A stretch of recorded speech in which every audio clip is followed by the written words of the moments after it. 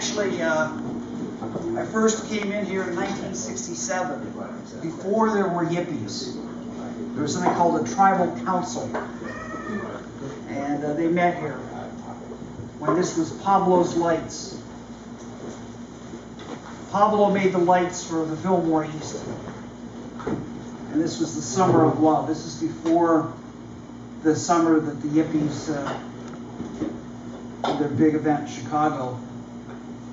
And it was all very inchoate. It wasn't formed yet. And so there were a bunch of little groups that got together and they would have a meeting as a kind of a little bit like a Rainbow Council or something.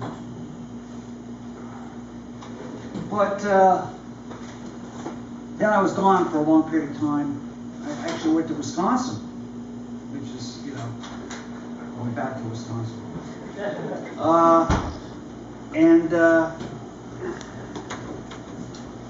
You know, the whole end of the 60s played out while I was gone. Actually, see, the 60s didn't really end in 1969, right? There were a couple more years that were very much like what had been before. Richard Nixon was the president for one thing, so it's like first we had LBJ and then we had Nixon.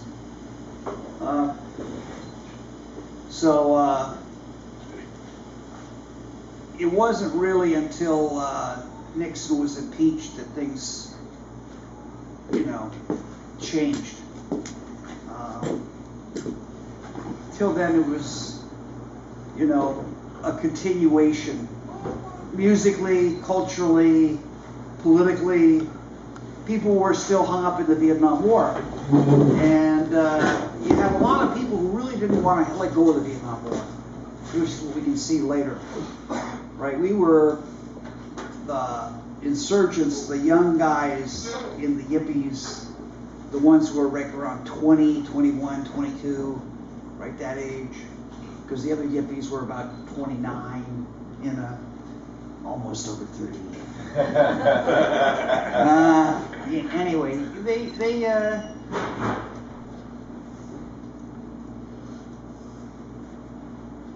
they depended on their connection with the MOB and the kind of the communist left. They had an in, you know, Abby and Jerry. They had an in with those people. Because, you know, they would all go to the same anti-war conferences and stuff.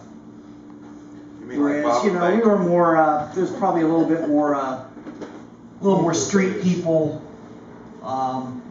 element among the younger people because, you know, they were younger. They were out in the street. So there was a group of people who never, ever wanted to deal with the issue of drugs. They wanted to get stuck in this Vietnam moment forever, where they had everything completely figured out. They had the radical calculus all figured out. It had to do with the war, and the war trumped everything. And of course, this wasn't really the way it was, because right before the war, there was a big civil rights movement, and that had a whole other set of priorities, you know. So, came back here in late 72. By the middle of 73, we got a hold of this place. And the reason was that there was a guy here named Kenny Conley, who was a prodigious cocaine user and importer. He was a smuggler. He smuggled his own really good cocaine in. And he couldn't pay the rent because he was on coke. And we were just potheads, you see, so, you know, potheads basically, the whole thing of the pothead is you have a joint of really good pot, you put the joint down halfway through the joint because you've had enough, which is kind of the opposite of cocaine. You never had enough.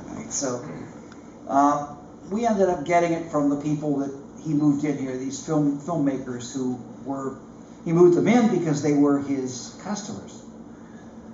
of course, because they were his customers, they didn't ever pay the rent. So we moved in here in '73, and this is the period of time when Abby went and got busted for coke. And actually, I've found out since talking to his brother, it was really lidocaine.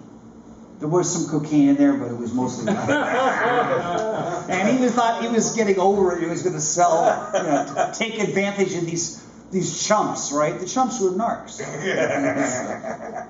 So Abby ended up, kind of like relocating and becoming Barry Freed somewhere upstate.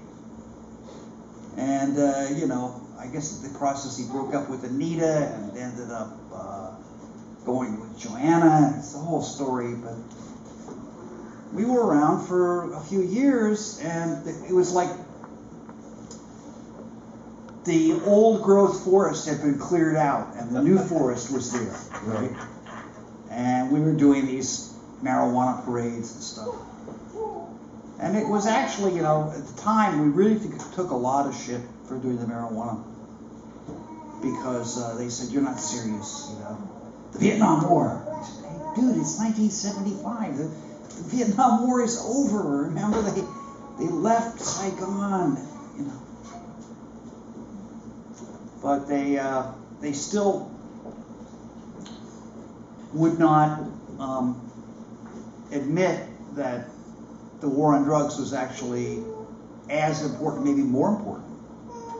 Because later, much later, when George Bush, they were counting the ballots in Florida,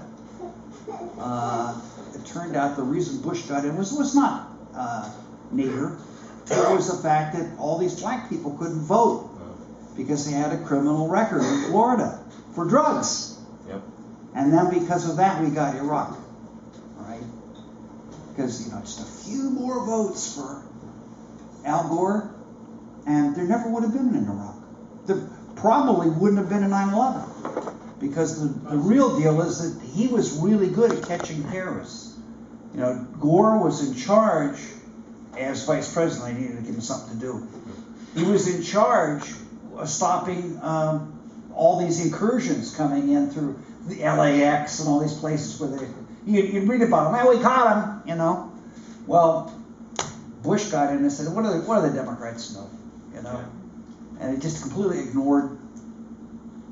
They just on purpose ignored it because it was, Bill Clinton told them it was important, And naturally they had a humongous terrorist attack, and they were able to use that as a rationale to attack people who were not even involved with the terrorist attack, but they had a grudge against them. So this whole thing about that the domestic drug policy has nothing to do with establishing power relationships in the country, which then lead to war and other things, is just ass backwards.